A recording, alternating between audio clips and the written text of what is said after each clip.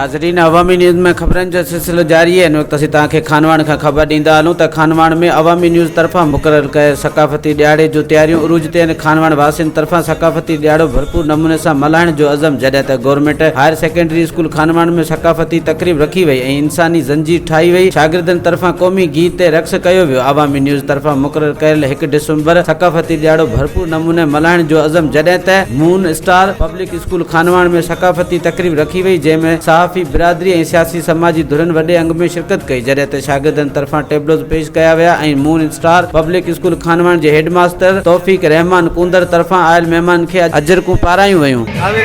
मौजूद आहियूं government higher secondary school खानवाण में, जिते सिंधी मीडिया तरफां ثقافتي ॾियारे जे हवाले सां प्रोग्राम रखियो वियो आहे।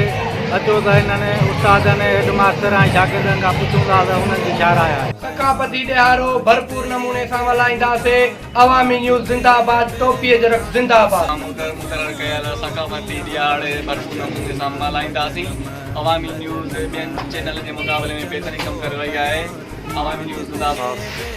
पाकिस्तानी सिंधी पंहिंजो फ़ख़ुरु आहे। असांजी ख़ुशी जी ॻाल्हि आहे, असां पंहिंजी ثقافت खे गुज़ारियूं था।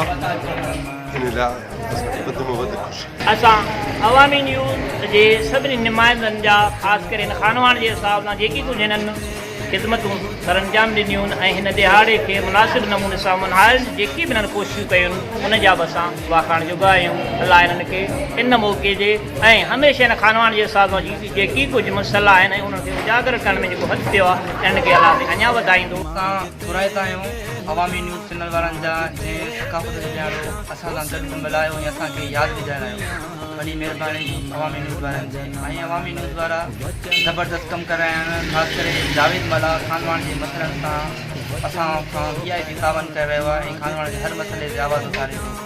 अवामी न्यूज़ चैनल ज़बरदस्त चैनल आहे, ॿियनि जे मुक़ाबले में VIP आहे ऐं VIP कमु करे रहियो आहे।